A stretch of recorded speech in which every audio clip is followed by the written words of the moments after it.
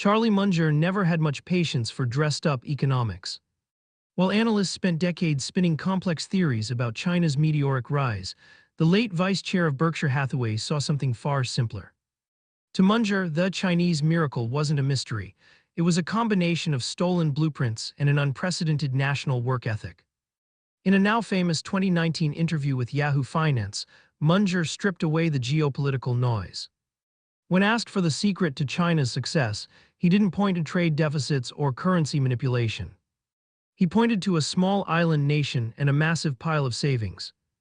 They copied Singapore, Munger stated flatly. He wasn't just talking about architecture or infrastructure. He was talking about the results-first philosophy of Deng Xiaoping. Munger famously recalled Deng's mantra, "I don't care if the cat is black or white so long as it catches mice." According to Munger, the true architect of modern China wasn't even in China. It was Lee Kuan Yew, the founding father of Singapore. China looked at what worked in the West, filtered it through Singapore's pragmatic leadership style, and applied it at a scale the world had never seen. Munger's most striking observation focused on how that growth was funded. Contrary to the belief that China relied solely on foreign investment, Munger argued the engine was internal.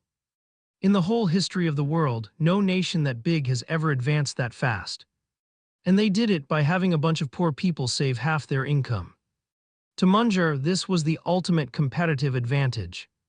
They didn't just use the wealth of the rich world to get ahead, they built their empire on the discipline of the working class.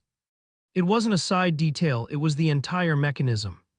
Munger wasn't blind to the friction. He acknowledged the ups and downs and the inevitable mistakes of a system that size.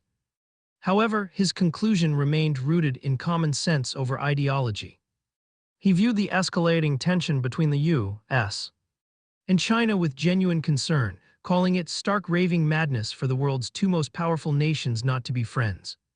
To Munger, cooperation wasn't a soft diplomatic strategy, it was the only logical path forward. Munger passed away in 2023 at the age of 99, and the world has changed since his 2019 assessment. Berkshire Hathaway fully exited its legendary stake in BYD in 2025, and China now faces a cooling property market and shifting domestic demand. Yet as China targets a 4.5% to 5% GDP growth for 2026, Munger's broader point remains relevant.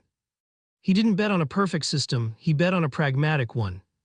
He believed in the power of scale, the influence of leadership, and the math of a population that knows how to save. Years later, his warning still hangs in the air.